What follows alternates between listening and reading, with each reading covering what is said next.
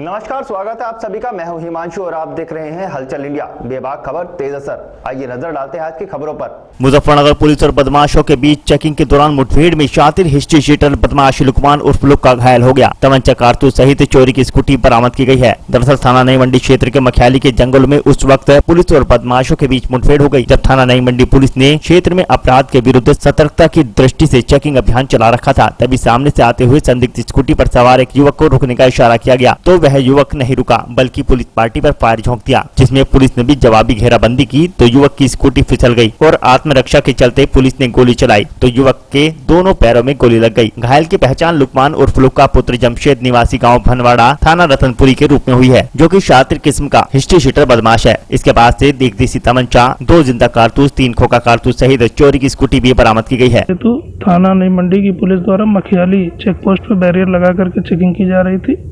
एक व्यक्ति स्कूटी से सिखेड़ा की तरफ से आता हुआ दिखाई दिया। स्कूटी के आगे के नंबर्स नहीं थे, उसको रोका गया, चेकिंग के लिए रोका गया, लेकिन वो रुका नहीं। चेक पोस्ट से आगे हाईवे की तरफ जो बाईपास निकला है उस तरफ वो भागा। पीछे से चेकिंग कर रहे पुलिस बल द्वारा उसका पीछा किया गया, जहां उसकी स्कूटी स्लिप हो गई। उसके द्वारा जवाबी फायरिंग की गई, जिसमें जो है फायरिंग की गई और जवाबी फायरिंग में पुलिस द्वारा भी उसके ऊपर फायरिंग की गई। जो व्यक्ति स्कूटी सवार था उसके दोनों पैरों में गोली लगी है।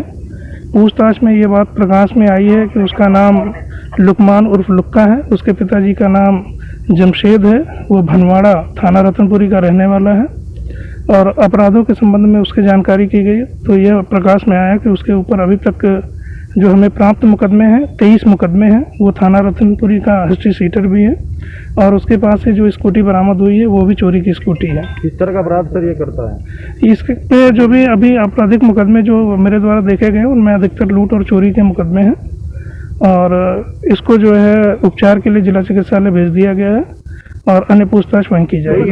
रिकवरी क्या है सर? रिकवरी एक स्कूटी से बरामद हुई है, एक तमंचा 32 बोर का बरामद हुआ है, 2 खोखा कारतूस और 3 जिंदा कारतूस बरामद हुआ है। कोई साथी साथ में था सर? नहीं, कोई साथी साथ में इनाम भी था? नहीं, अभी तो हमारे थाने से कोई इनाम नहीं है। अन्य जगहों से पता किया जा रहा है जहाँ जहाँ मुकदमे है कि इनामिया है या नहीं है।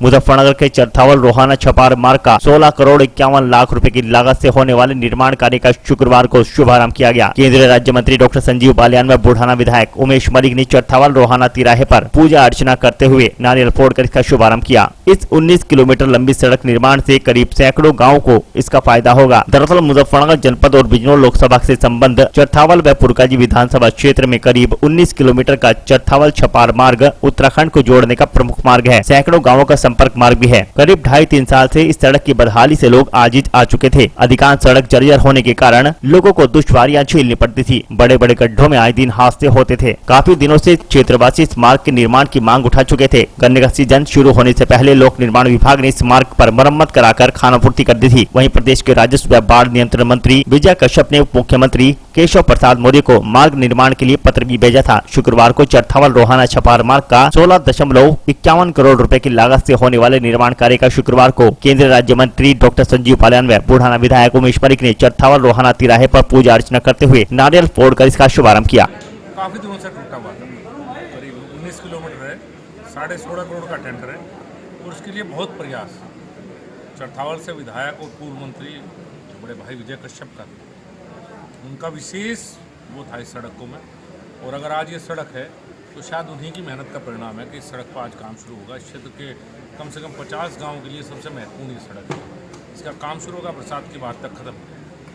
मंत्री कितनी लागत इसमें लगेगी और कितना समय इसमें लगेगा? ये 16.5 करोड़ की सड़क है। अब बरसात शुरू हो जाएगी, बरसात के बाद मेरे विचार से 1-1.5 महीने के अंदर अगस्त सितंबर तक मुझे उम्मीद है कि सड़क बनकर तैयार हो। अच्छा मंत्री जी, इसकी चौड़ाई इतनी रहेगी या कुछ? चौड़ाई इतनी रहेगी, चौड़ाई इतनी रहेगी। ठीक है।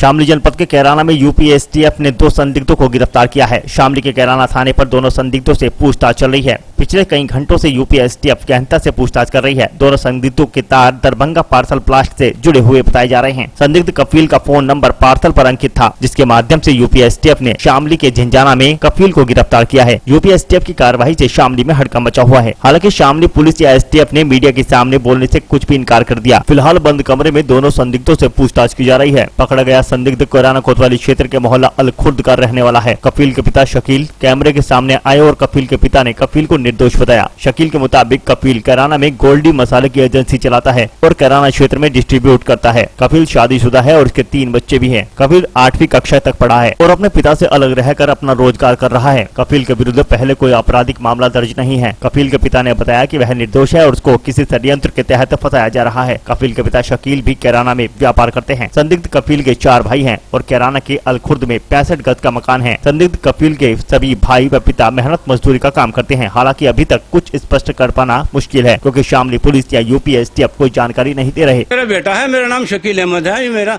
आलखुर्द का मेला है और मेरी बाजार में दुकान है सिलाई मशीनों की। 50 साल से मैं अपनी दुकान पर बैठता हूँ। ना तो मेरा ही कोई रिकॉर्ड गलत है और ना मेरे किसी बच्चे का कफील का रिकॉर्ड गलत है। कफील जो है सिलाई मशीन का काम भी जानता है, मगर काम इतना नहीं है, इसलिए वो थोड़ा बाजार का काम करता है सेलमैनी का। गोल्डी कंपनी जो सहारनपुर में जिस डिस्ट्रीब्यूटर है उनके यहाँ से सामान आता है, उस गोल्डी मसाले की। उसके पर्चे भी मैं आपको दिखा सकता हूँ, सब प्रूफ मेरे पास है। मेरे बच्चे को अगर जैसा कि मैंने आज पेपर में देखा है, मुझे बड़ा अफसोस हुआ है कि मेरे बच्चे को ऐसी जगह फंसा दिया बिलाट में जिससे मेरा कोई लेना देना नहीं है। एक बात। दूसरी बात यह है कि अगर कोई मोबाइल नंबर मिलता भी है तो वो समझो वो कफील का नहीं है, क्योंकि उसका मोबाइल जो था 2 साल पहले दिल्ली में खोया गया था। उसने रिपोर्ट भी की थी उसकी। अब वो नंबर किसी का चल रहा हो इसका मुझे पता नहीं। कफील का जो नंबर है वो आज का ये है जो मेरे पास है और मैंने दिया है। मेरे पास भी नहीं, वो पुलिस में चला गया है मेरा बच्चा। शकील जी, बताइए कफील कहाँ काम कर रहा है और कब उसको उठाया गया है? हाँ, मैं बताता हूँ ना। कफील मेरी कैराना की मार्केट में काम करता है और आसपास जितने देहात हैं वहाँ गोल्डी मसाले की सेल करता है। ये मैं बताता हूँ। कफील को पुलिस ने वो कौन सी तारीख है आज? 25 हाँ, तो 23 तारीख में पुलिस ने उठाया है झिंझाने से। झिंझाने कफील गया हुआ था, गोल्डी मसाले की सेल कर रहा था। वहाँ 2 दुकानें हैं उसके मामू की, वो परचून की दुकानें हैं किराना की, उन पर मैं सामान देने गया था। उसको वहाँ से पुलिस ने उठाया है। तो आपको कुछ बताया पुलिस ने क्यों उठाया? नहीं, मैंने बहुत मालूम किया। मैं कई दफ़े थाने में गया यहाँ कैराना, मुझे उन्होंने कोई जवाब इस बात के नहीं दिया। कितने दिन से कफील को उठाया हुआ है? आपको कुछ जानकारी है कहाँ है कफील? मुझे कोई जानकारी नहीं दी। मैं हार के थक के बैठ गया अपने घर पर। अच्छा, जो आरोप लग रहे हैं कि कफील बिहार में जो दरभंगा में कांड हुआ है, ना उसका तो घर से बाहर निकलना है नहीं। वो ना बिहार में जाता है, ना उसने कभी दरभंगा देखा, ना उसके पास उसका कोई सामान है, ना उधर कोई आइटम वो बेचता है। उसका आइटम जो कुछ है वो इधर का ही है, वो इधर ही सामान बेचता है। और आप लोग क्या चाहते हैं, मतलब क्या होना चाहिए? मैं तो ये चाहता हूँ कि भाई दूध का दूध, पानी का पानी होना चाहिए। मेरा बच्चे को खाम खा फंसाया जा रहा है, इसमें जरा सी भी त्रुटि नहीं है। कितने बच्चे हैं आपके? मेरे पास 4 बच्चे हैं। अपने सब अपने अपने काम पे लगे हुए हैं। एक बच्चा डिलीवरी करता है, एक बच्चा दुकान में मेरे पास रहता है। इस तरह से सब मेरे बच्चे अपने कारोबार में लगे हुए हैं। कोई दिक्कत किसी बात की नहीं है। अपना गरीब आदमी है, आराम से जी रहे हैं।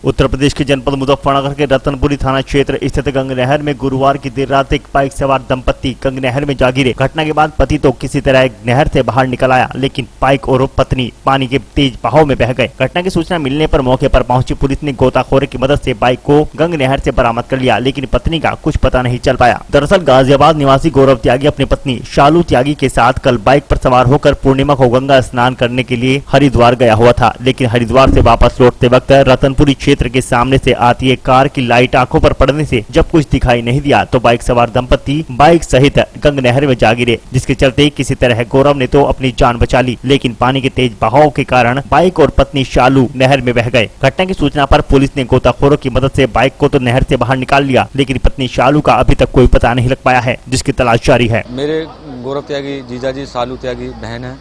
दोनों ही बहन जीजा बहन जो हरिद्वार से आ रहे थे। आने के बाद में जैसे कि जो भी है 300-400 मीटर पे रुके ढाबे पे। उन्होंने फ्रेश व्रेश होने के बाद में चले, सामने से कोई गाड़ी वाड़ी आई। गाड़ी वाड़ी आने के बाद में जैसे कि उन्होंने साइड करी तो आगे ने दिखा नहीं, लाइट लगने के बाद में गाड़ी इनकी नहर में कूद गई। कूदने क्या पता लग पा रहा है हादसा किस वजह से? क्या सामने वाली गाड़ी तेज रफ्तार से? हाँ, सामने वाली तेज़ रफ्तार से थी, बीच में थोड़ा सा गैप दिया हुआ है, आपको भी दिख रहा है। बस वहाँ से दीवार भी हैं, ये सिल्वर के भी लगे हुए हैं। मात्र 50 मीटर तक डिवाइडर का कुछ नहीं है यहाँ, बड़ा बुरा हाल है। मोड़ भी है यहाँ, इसके 15 या 50 मीटर के कारण की वजह से हमारी बहन की साथ में हादसा हुआ।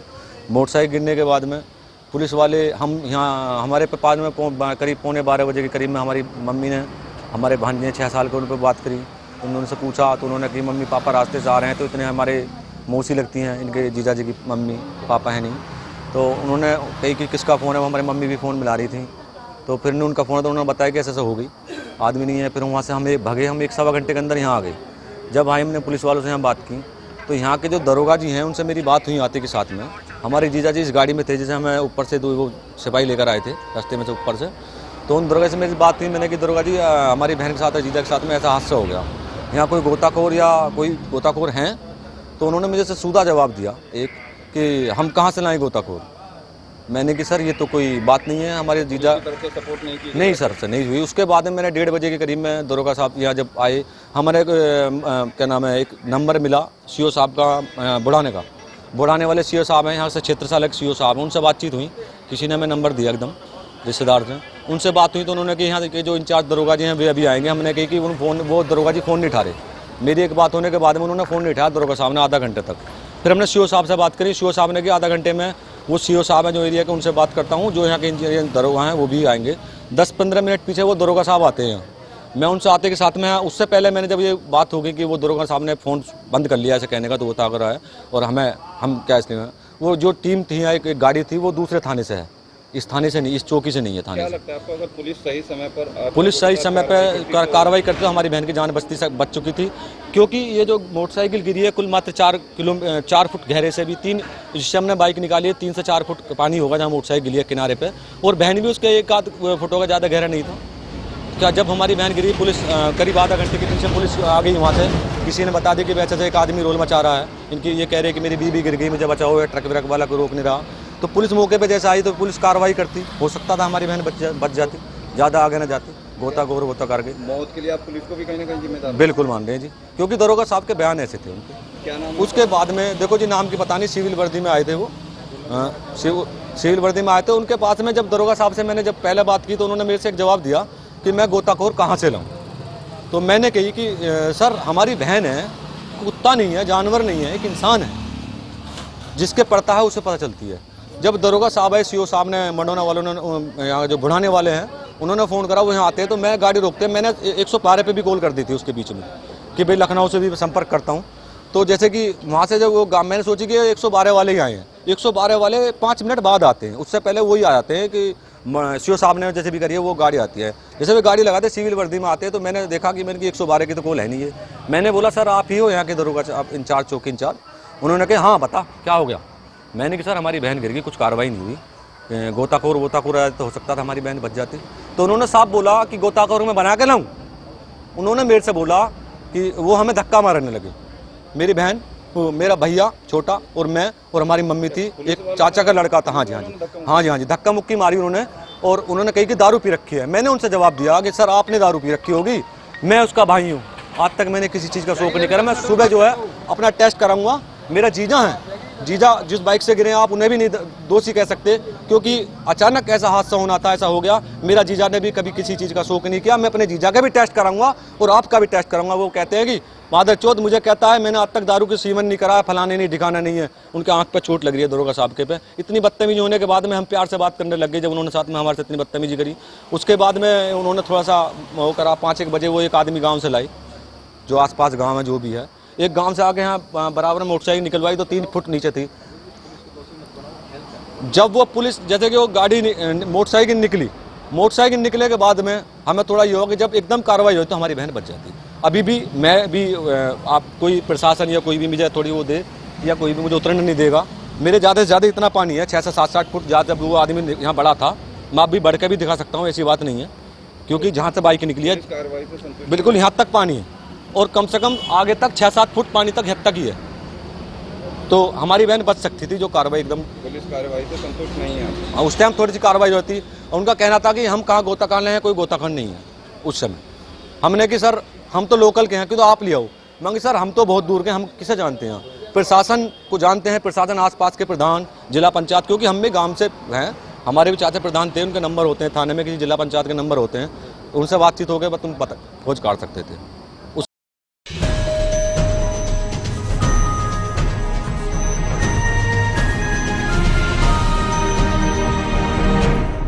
समाजवादी पार्टी कार्यालय मुजफ्फरनगर पर एक सर्वदलीय बैठक का आयोजन किया गया, जिसमें समाजवादी पार्टी, राष्ट्रीय लोकदल, आजाद समाज पार्टी और कांग्रेस के जिला अध्यक्ष व अन्य पदाधिकारीगण मौजूद रहे। इस बैठक में आगामी जिला पंचायत अध्यक्ष चुनाव को लेकर भाजपा के खिलाफ सभी विपक्षी पार्टियों के पदाधिकारियों ने एकजुट होकर आगे बढ़ने का निर्णय लिया। वार्ड 41 की जिला पंचायत सदस्य जरीन के प्रमाण पत्र को लेकर चल रहे विवाद पर सभी विपक्षी दल एकजुट हो गए। जरीन के प्रमाण पत्र को सही बताते हुए कहा कि भाजपा जिला पंचायत सदस्यों को डराने धमकाने का काम कर रही है। अगर कोई उनकी बात नहीं मान रहा तो उस पर मुकदमा दर्ज कराए जा रहे हैं। विपक्ष इसे बर्दाश्त नहीं करेगा। उसी को लेकर 28 जून को कलेक्ट्रेट में एक दिन का सांकेतिक धरना दिया जाएगा। इस धरने में भारतीय किसान यूनियन भी सम्मिलित होगी। सभी पार्टियों ने, हमारी समाजवादी पार्टी, राष्ट्रीय लोकदल, राष्ट्रीय कांग्रेस, आजाद समाज पार्टी और भारतीय किसान यूनियन का भी, सब लोगों ने निर्णय लिया है कि जिला पंचायत के चुनाव या उसके बाद प्रमुखी के चुनाव जो हो रहे हैं, उनमें सत्तारूढ़ पार्टी प्रशासन का दुरुपयोग करना चाहती है, पुलिस का दुरुपयोग करना चाहती है, झूठी रिपोर्ट्स लिखा रहे हैं, जबरदस्ती उठा रहे हैं। हमारे वार्ड 41 के निर्वाचित सदस्य श्रीमती जरीन के खिलाफ झूठी FIR थाना मंडी में हुई। अभी तक DM ने कोई जांच कमेटी नहीं बनाई है। हमारा बिल्कुल विधिक सर्टिफिकेट है जो ऑनलाइन हमने प्राप्त किया, अपने आप नहीं बनाया, ऑनलाइन प्रशासन से प्राप्त किया है। सारे रिकॉर्ड हमारे पास हैं। इस तरह की आप लोगों ने भी छापा है अखबारों में, आपकी इलेक्ट्रॉनिक मीडिया में भी आया है SDM सदर के द्वारा। तो जब इस तरह की कोई कमेटी नहीं बनी है, प्रशासन ने कोई निर्णय नहीं लिया है, हमको कोई सूचना नहीं है, उसके बाद FIR दर्ज करा देना, इससे ज़्यादा दुरुपयोग होगा आतंकित करने के लिए जिला पंचायत के मेंबरों को कि आप वोट या तो सत्तारूढ़ पार्टी को दीजिए, वरना आपके खिलाफ प्रथम सूचना रिपोर्ट होगी, आपको दबाव होगा। तो हम सब राजनीतिक पार्टियों ने और BKU ने भी मिलकर फैसला लिया है कि 28 तारीख में हम प्रतीकात्मक धरना देंगे प्रशासन को ये सचेत करने के लिए कि राजनीतिक दुरुपयोग प्रशासन का नहीं होना चाहिए। निष्पक्ष चुनाव हो। जनतंत्र में जीत हार तो किसी की भी हो सकती है, लेकिन निष्पक्ष होना चाहिए और किसी को डराया धमकाया नहीं जाना चाहिए। अगर इस तरह का काम किया गया तो सारी राजनीतिक पार्टियां जनतांत्रिक तरीके से, गांधीवादी तरीके से अपना विरोध रखेंगे। अच्छा, सभी दल एक बताए जा रहे हैं, लेकिन आज पहली बार सभी जिलाध्यक्ष एक साथ देखे गए, अब तक एकजुट नहीं हो। जब भी हो जा अच्छी बात है, अगर सब जिलाध्यक्ष आज इकट्ठे हो गए तो अच्छी बात है, आगे भी इकट्ठे चलेंगे।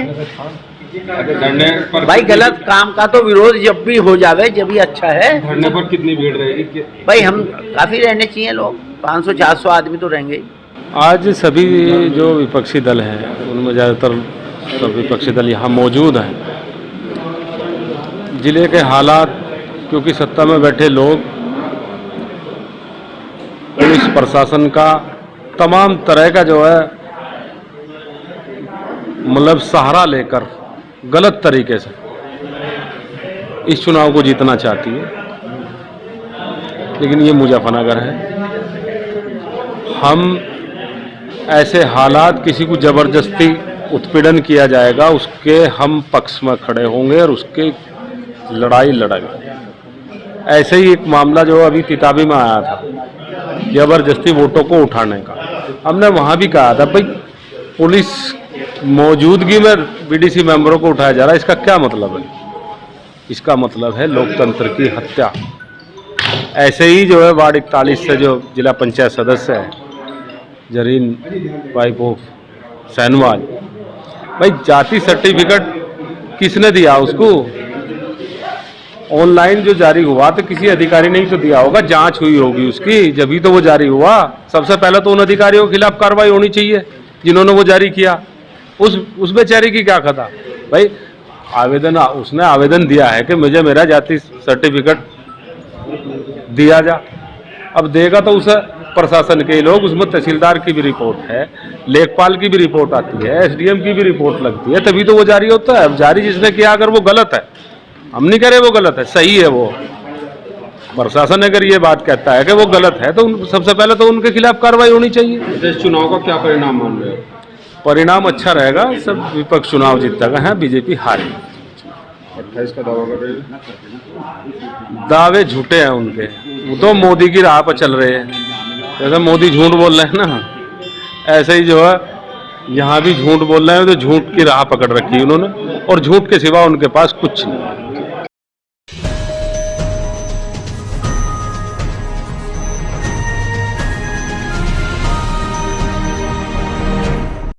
बिजनौर के थाना शेरकोट पुलिस ने बड़ी सफलता हासिल की है, जहां पर थाना अध्यक्ष अनुज तोमर ने थाना शेरकोट के अंतर्गत अपराधियों की कमर तोड़ने का काम किया है। उन्होंने अपराधियों पर लगातार उनके द्वारा बनाए जा रहे मंसूबों पर पानी फेरने का काम किया है, जहां पर पुलिस ने चोरों को रंगे हाथ चोरी की योजना बनाते गिरफ्तार कर लिया। थानाध्यक्ष अनुज तोमर ने मुखबिर की सूचना पर टेम्पो स्टैंड के पास से चोरी की प्रकाश में आए रोहित पुत्र प्रेम सिंह भारत उर्फ भरतू निवासी मोहल्ला कुराड़ा को गिरफ्तार कर लिया, जिन्हें पुलिस ने जेल भेज दिया है, जिनके कब्जे से पुलिस ने एक मोबाइल फोन 40,000 की नकदी बरामद की है।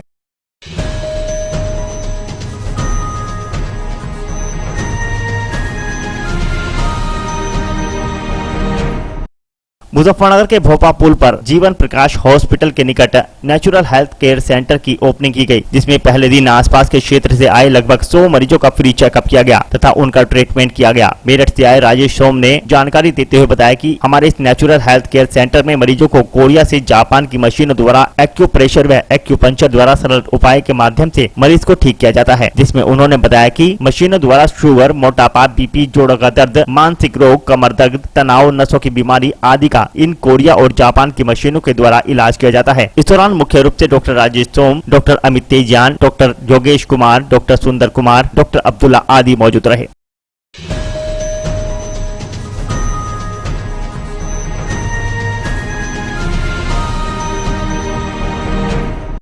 करंट की चपेट में आने से भैंसे की मौत हो गई और किसान को भी करंट लगा, जिसमें बाल बाल किसान बच गया। जर्जर हो चुके तारों की शिकायत कई बार विद्युत विभाग से की गई, लेकिन इस पर कोई कार्रवाई नहीं की गई। थाना भोपा क्षेत्र के कस्बा भोका रेहड़ी निवासी किसान कविंद्र पुत्र बलराज आज सुबह खेत में काम कर रहा था। अचानक जर्जर हो गई हाई टेंशन लाइन का तार टूट गया, जिससे आसपास के सभी खेतों में हाई वोल्टेज करंट तोड़ गया, जिसकी चपेट में आने से वहीं पर बन रहे भैंसे की मौत हो गई। खेतों में लगभग 15 मिनट चिंगारी उठती रही और बार बार फोन करने पर भी विद्युत विभाग की ओर से कोई कर्मचारी मौके पर नहीं पहुंचा। पीड़ित किसान ने विद्युत विभाग की लापरवाही को लेकर कार्रवाई की गुहार लगाते हुए प्रशासन से मुआवजे की मांग की है।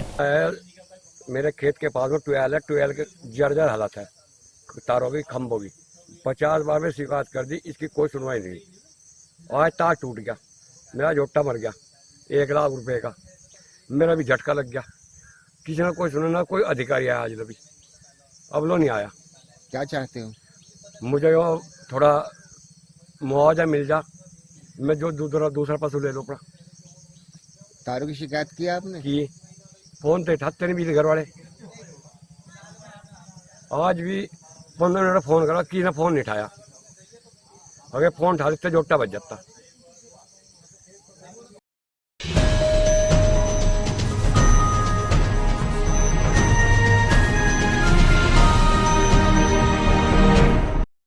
मुजफ्फरनगर के मीरापुर में भाजपा कार्यकर्ताओं ने राज्य पिछड़ा वर्ग आयोग के नव नियुक्त अध्यक्ष जसवंत सैनी का फूल मालाएं पहनाकर भव्य स्वागत किया। इस दौरान उन्होंने कहा कि सरकार द्वारा उन्हें जो जिम्मेदारी सौंपी गई है उन्हें वे पूरी निष्ठा के साथ निभाएंगे। शुक्रवार को लखनऊ से वाया बिजनौर होते हुए सहारनपुर लौट रहे भारतीय जनता पार्टी के राज्य पिछड़ा आयोग के नव नियुक्त अध्यक्ष जसवंत सैनी को मीरापुर में वरिष्ठ भाजपा नेता और पूर्व चेयरमैन नवीन सैनी ने दर्जनों पार्टी कार्यकर्ताओं के साथ अपने प्रतिष्ठान पर भव्य स्वागत किया। पिछड़ा वर्ग आयोग के अध्यक्ष जसवंत सैनी ने कहा कि पिछड़े वर्ग के लोगों के उत्पीड़न की शिकायतों का शीघ्रता से निस्तारण कराएंगे तथा उनके हितों की रक्षा कर सरकार द्वारा पिछड़े वर्ग के लोगों के लिए चलाई जा रही योजनाओं को जन जन तक पहुंचाएंगे। आगामी 2022 के चुनाव के लिए सरकार द्वारा पूरी तैयारियां की जा रही हैं, जिसके लिए संगठन के लोग अपने कार्य में जुटे हुए हैं। कोरोना काल में भी भारतीय जनता पार्टी की कार्यकर्ता समाज सेवा से पीछे नहीं हटे, जबकि अन्य पार्टियों के लोग समाज सेवा के लिए आगे नहीं आए। यहाँ पर करीब 20 मिनट रुकने के बाद जसवंत सैनी सहारनपुर की ओर रवाना हो गए।